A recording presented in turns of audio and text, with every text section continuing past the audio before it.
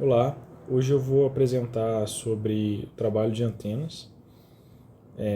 Ele é a primeira parte do projeto de uma antena inteligente, sendo que esse tipo de antena elas são capazes de adaptar suas características de radiação com base no ambiente que elas estão inseridas e também com base na necessidade do próprio sistema de comunicação.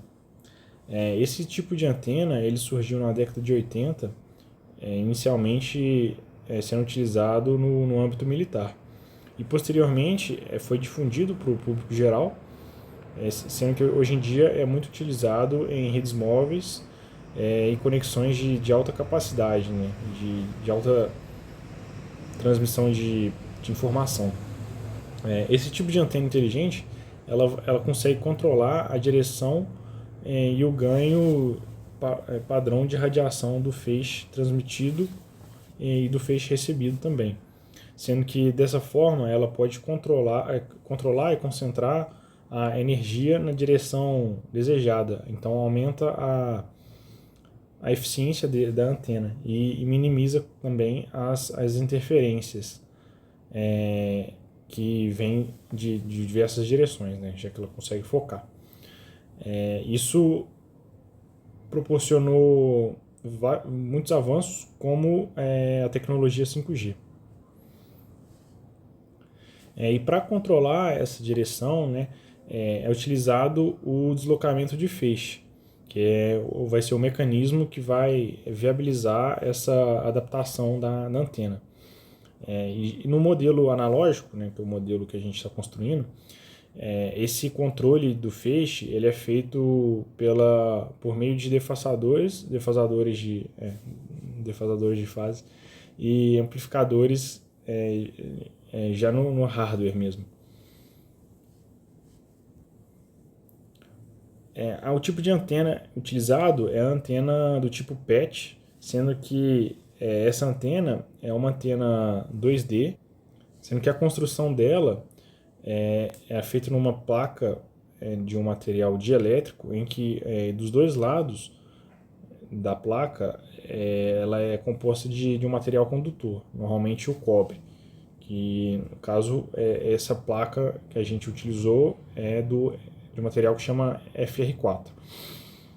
Esse dielétrico é de fibra de vidro e o plano inferior é chamado de plano terra. E a parte da antena em si mesmo, esse retângulo, ela é composta por um retângulo e uma outra faixa. O retângulo ele é chamado de PET, que vai ser basicamente o formato da antena, e essa outra linha é chamada da microfita, que ela é calculada para ocorrer o casamento de impedância com a entrada da fonte. Bom, e a depender da geometria desse patch e também do tamanho do plano Terra, essa interação eletromagnética vai definir a frequência de operação da antena e também o seu ganho, em que a antena PET vai ter sua frequência de ressonância. Esse tipo de antena foi escolhido porque a antena PET ela é facilmente polarizada, tanto linearmente quanto circularmente. Então ela vai permitir uns arranjos com um controle de fase mais fácil, justamente pela formação do feixe. E essa variação da geometria ela vai ser adequada para a escolha de várias faixas de frequência. E a frequência utilizada nesse projeto vai ser de 5.8 GHz. Agora, já na parte da formulação matemática para a construção dessa antena, foi utilizado majoritariamente o livro do Balanis sobre antenas, em que ele tem um pré-projeto para a construção de uma antena PET retangular, em que ele vai levar em conta as características do meio, né, a permissividade dielétrica, a permeabilidade magnética, para fazer a construção dessa antena e chegar nos parâmetros adequados, né, tanto de largura quanto de espessura da antena,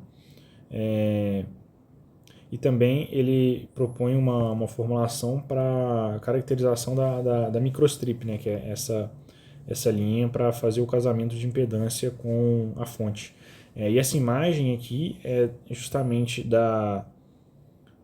do projeto dessa antena na ferramenta CST, que é um software que a gente constrói a antena nele e faz as simulações eletromagnéticas para verificar o ganho, o casamento de impedância e também a faixa de operação da frequência da antena.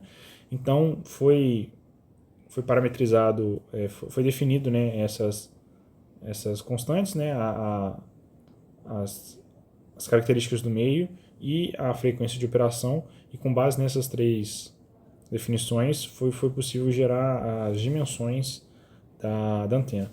E de posse dessas dimensões iniciais, elas foram otimizadas de forma a produzir resultados mais adequados para a antena. Já na parte da simulação, esse é o principal parâmetro parâmetro S, né, é o principal parâmetro da eficiência da antena, em que ele vai dizer sobre a frequência de operação, onde ocorre esse vale, onde ela tem a frequência de ressonância, que no caso nosso escolhido foi de 5.8 GHz, então as dimensões da antena foram propostas para atingir esse valor, né, nessa frequência, e o ganho dela está em torno de menos 25 dB, que isso significa que é um valor muito próximo de zero, então ele vai minimizar as reflexões da antena. Então, basicamente, o gráfico do parâmetro S ele vai mostrar como a antena vai aceitar ou rejeitar a potência transmitida em cada ponto de frequência de operação possível da antena. Sendo que os valores mais altos vão significar que essa potência vai ser refletida, então não vai ser utilizada, e os valores mais baixos mostram a parte de energia que entra corretamente no dispositivo.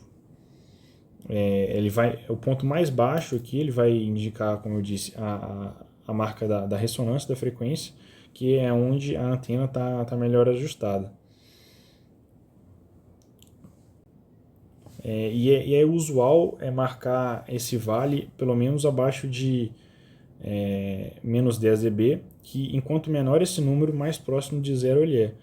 Então vai indicar o conjunto de frequências, né, a largura desse vale representa um conjunto de frequências em que a antena vai operar de forma mais eficiente.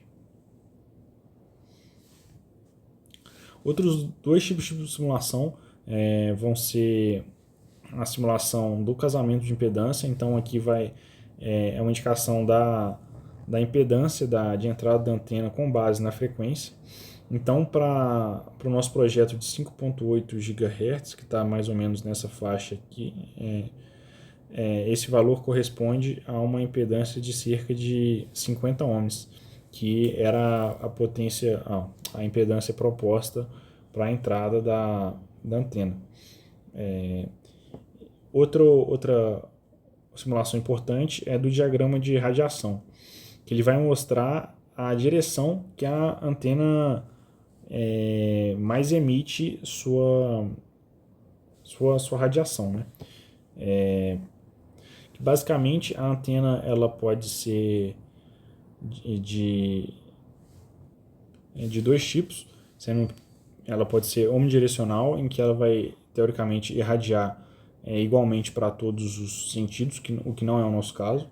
A gente vê uma preferência pela parte frontal da antena, que é chamado de direcional, que ela vai concentrar a energia em um feixe mais restrito, né, aumentando a distância de propagação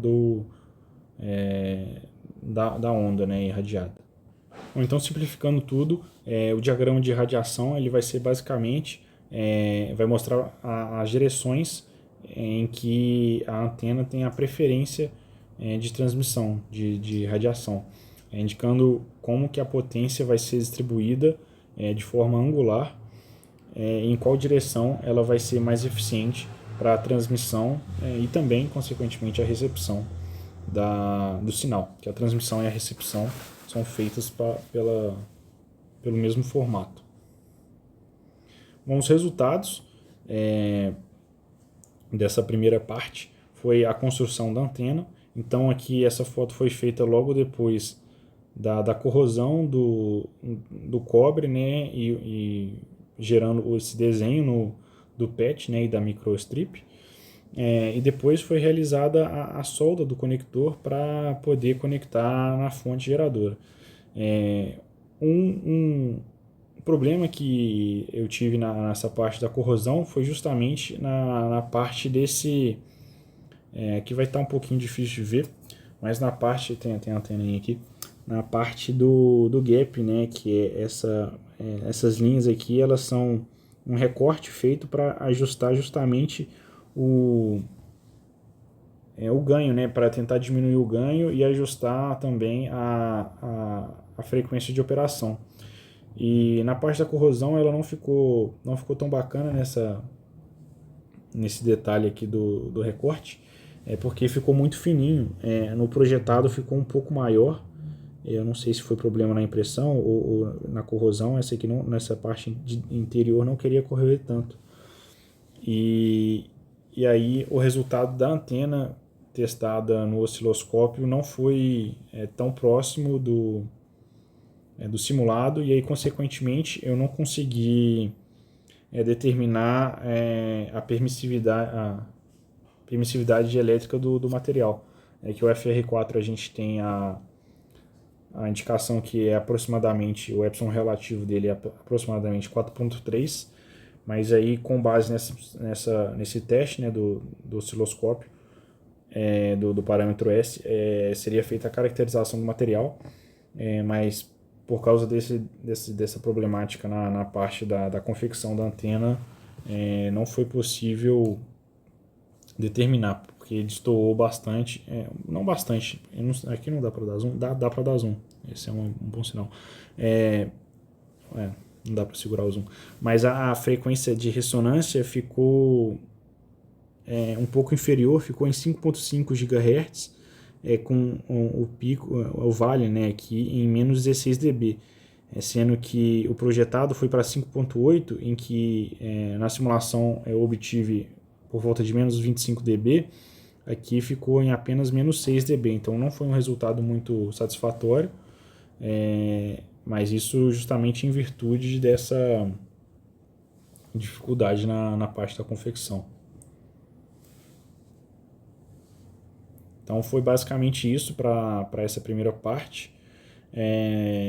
Nas próximas partes já vai ter uma maior facilidade nessa parte da corrosão do material, né, justamente já por ter mais habilidade.